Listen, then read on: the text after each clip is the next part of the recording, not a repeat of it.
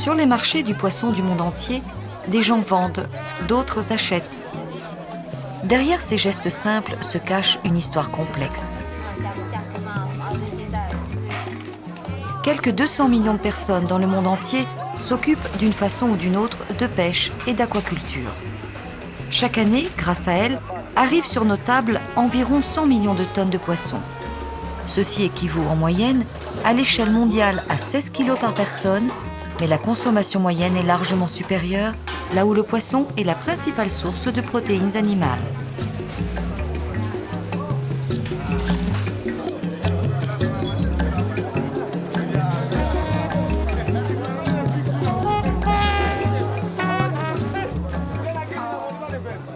Peu de gens savent qu'une grande partie du poisson est récoltée par les petits pêcheurs et les pisciculteurs, et pas seulement par les grands opérateurs industriels. Et rares sont ceux qui se rendent compte que la moitié du poisson approvisionnant les marchés mondiaux vient des pays en développement, en Afrique, en Amérique latine, en Asie et dans le Pacifique. Chaque jour, sous un soleil de plomb ou sous une pluie battante, par mer calme ou défiant la tempête, les pêcheurs artisanaux attrapent du poisson pour nourrir leur famille ou pour le vendre sur les étals locaux ou les marchés internationaux.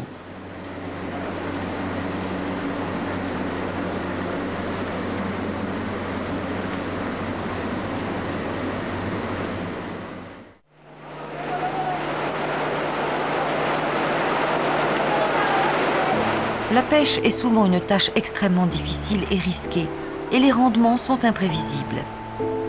C'est un des métiers les plus dangereux, avec les orages qui éclatent loin du port, les avaries, les accidents et blessures, et même les embarcations qui coulent avec leurs équipages.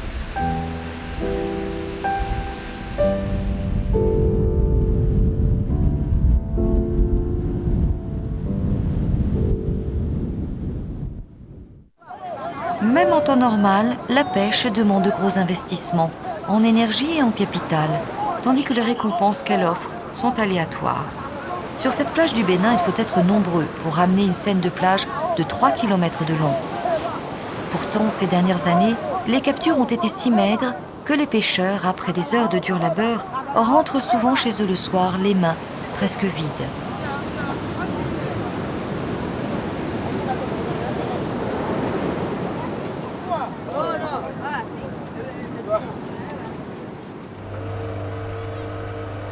Ici aussi, sur la côte du Ghana, les prix sont en diminution. Les pirogues locales, autrefois en nombre plus adapté aux ressources halieutiques disponibles, sont désormais trop nombreuses. Sans compter qu'elles rivalisent dans les mêmes zones avec de gros navires de pêche industrielle pour capturer les mêmes ressources. Et les dégâts qu'elles peuvent causer prennent diverses formes, des rejets de prises accessoires aux dégâts provoqués aux habitats du fond de la mer par les chaluts.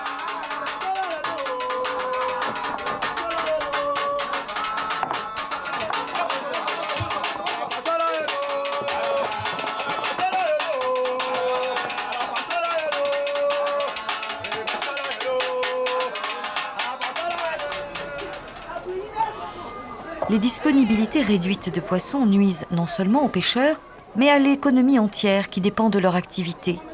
Les femmes transforment le poisson, et c'est grâce à ces revenus qu'elles paient les filets, le carburant et la réparation des moteurs et des embarcations. Les personnes qui s'occupent du transport et du commerce du poisson subissent aussi les conséquences d'une baisse des échanges. Et moins on trouve de poissons au marché, plus les prix payés par les consommateurs locaux seront élevés.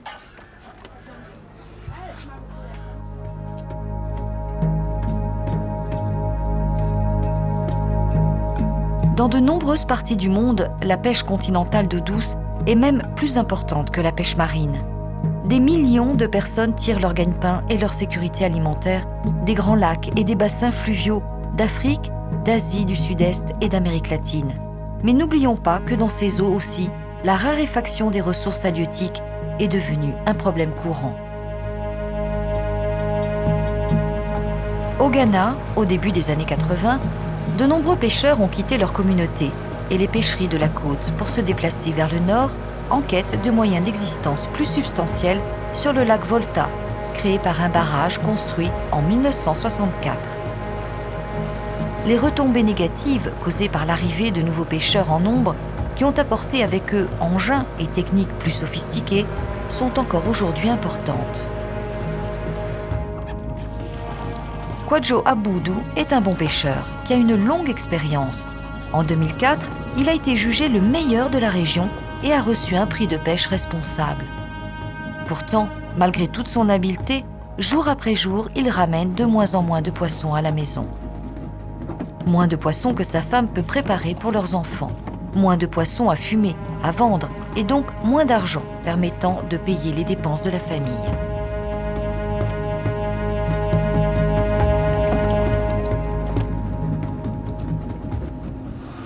Le commerce international d'exportation de produits de la pêche, d'une valeur supérieure à 55 milliards de dollars par an, vient en grande partie des pays en développement. Les normes de qualité rigoureuses et légitimes requises pour commercer dans de nombreuses parties du monde constituent un problème important. Cette usine de transformation de crevettes ne fonctionne pas à plein régime, à cause de retards dans les procédures de certification de qualité. Chaque retard se traduit par une perte de revenus. Une perte pour les investisseurs et une perte pour les pêcheurs locaux qui fournissent les crevettes.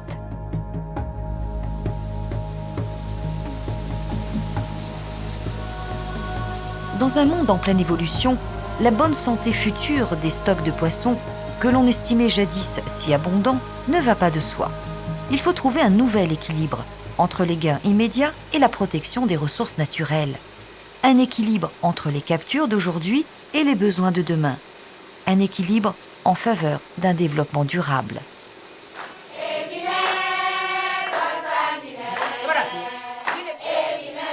Pour encourager cet équilibre, on peut aider les populations dépendant des ressources aquatiques à acquérir des connaissances, à renforcer leurs capacités et à s'adapter aux nouvelles circonstances.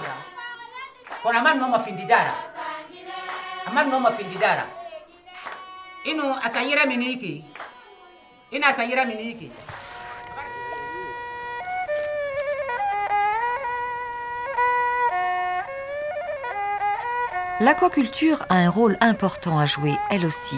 Comme cette petite entreprise au Cambodge, où Soum Soun et sa femme élèvent des alevins à vendre à leurs voisins, désireux de se lancer dans une nouvelle activité pour améliorer leurs conditions de vie et aider à sauvegarder les ressources naturelles du lac Tonlé Sap.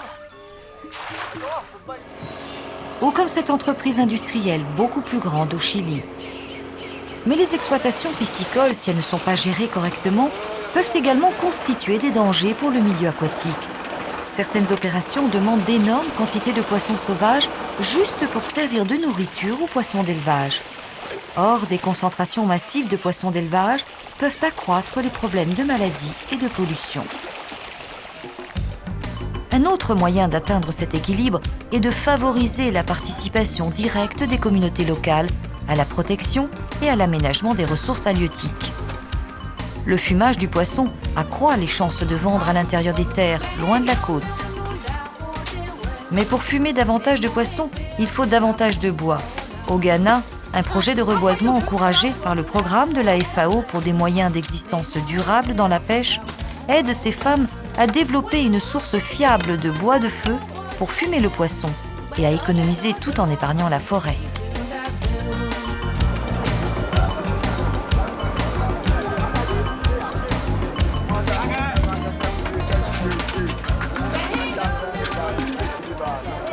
La résolution des conflits entre pêche artisanale et pêche industrielle fait aussi partie de la recherche d'un équilibre entre les gains immédiats et la nécessité de protéger les ressources naturelles. En Guinée, un projet pilote du programme pour des moyens d'existence durable dans la pêche, désormais intégré dans le plan national du pays pour la pêche, s'occupe de promouvoir la participation directe de la communauté à la surveillance des pêches.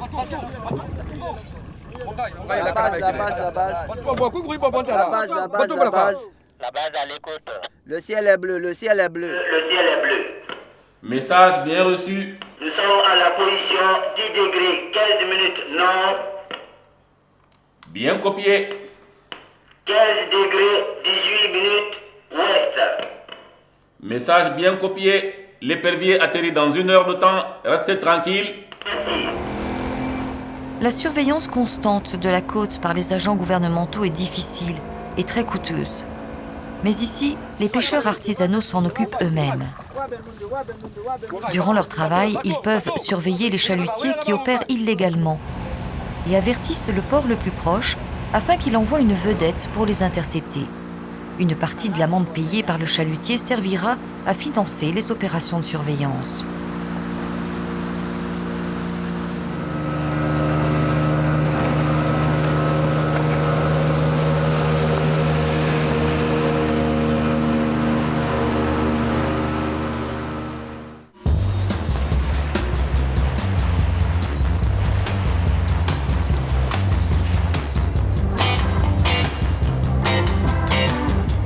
La demande de poissons augmente chaque année avec la croissance démographique. La capacité de pêche et les flottilles mieux équipées se sont accrues pour satisfaire cette demande, tout en nous rapprochant dangereusement des limites de ce que nous pouvons capturer dans la nature pour avoir encore assez de poissons pour demain.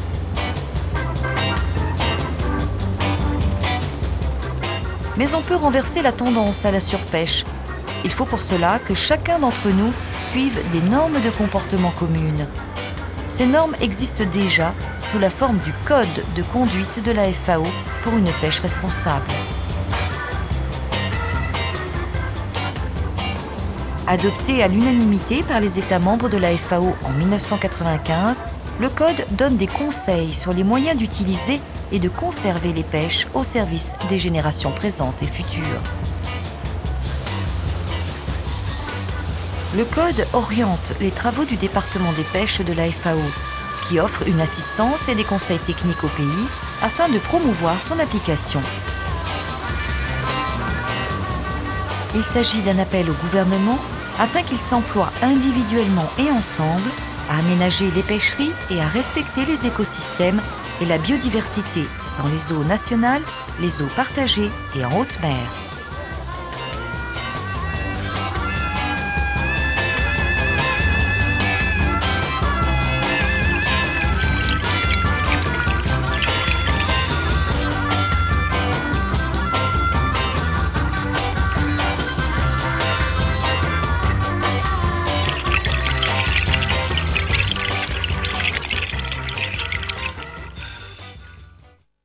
Nous tirons tous des avantages de la nourriture et des revenus que la pêche offre dans le monde. Pourtant, bien souvent, les captures d'aujourd'hui se raréfient. Un jour, peut-être, ces jeunes garçons seront des pêcheurs. Si aujourd'hui, nous pêchons de façon responsable, demain, eux aussi pourront approvisionner l'humanité entière en poissons.